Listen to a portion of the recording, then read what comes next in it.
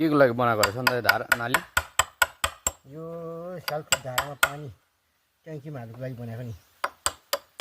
कसैले गरेन है, सबैले धारा जाँदा कुरै मात्रै गर्छ होइन, यस्तो बनाउनु पर्छ भनेर गर्ने चाहिँ कोही हुँदैन है।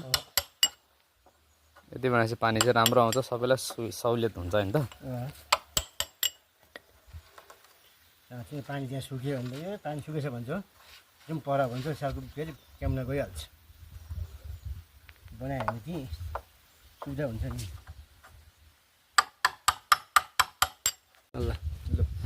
ल है साथी हो, हामी चाहिँ यसो म चाहिँ अन्त के छ एकछिन मेरो हातमा त्यो त भिडियो तपाईँले एडिट गर्नु पर्ने भयो त।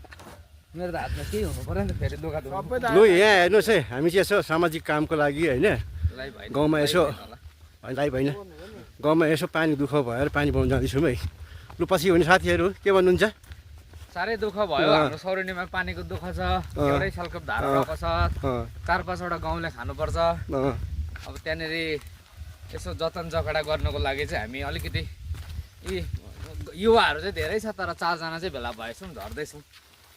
यो तपाईँहरू पनि यसो सहयोग गर्नु आइदिनु होला धारा बनाउनु। पानीको कन्डिसन चाहिँ यहाँहरूमै अहिलेको यो हिउँदोमा के गर्नु हो है, यस्तो हिउँदोमा पानी नभएपछि अब ट्याङ्कीमा पानी हाल्नु पर्यो। हाम्रो स्वयंसेवकहरू यहाँ हेर्नुहोस् हजुर, 2जना मसँग 3जना, यहाँ पनि हुनुहुन्छ 1जना यही हाम्रो बस।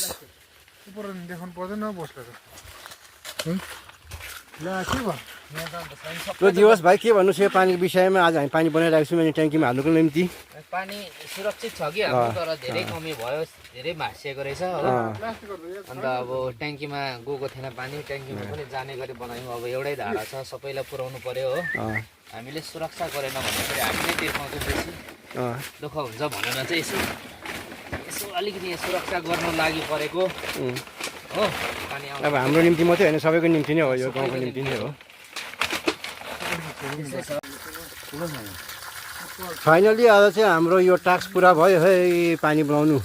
हाम्रो सहयोगहरू यहाँ हुनुहुन्छ। लु भनिदिनुहोस् भाइ, लु हेर्नुहोस्। यहाँ यसरी डाइरेक्ट बनाउनुको कारण चाहिँ यहाँ मान्छे हुँदाखेरि यो चलायो, मान्छे नहुँदा बन्द गऱ्यो भने ट्याङ्कीमा डाइरेक्ट जान्छ पानी होइन। हजुर, ट्याङ्की पनि भरिरहन्छ, यो पनि चलिरहन्छ, पानीको दुःख हुँदैन भनेर चाहिँ हामीले यसमा डाइरेक्ट बनाएको।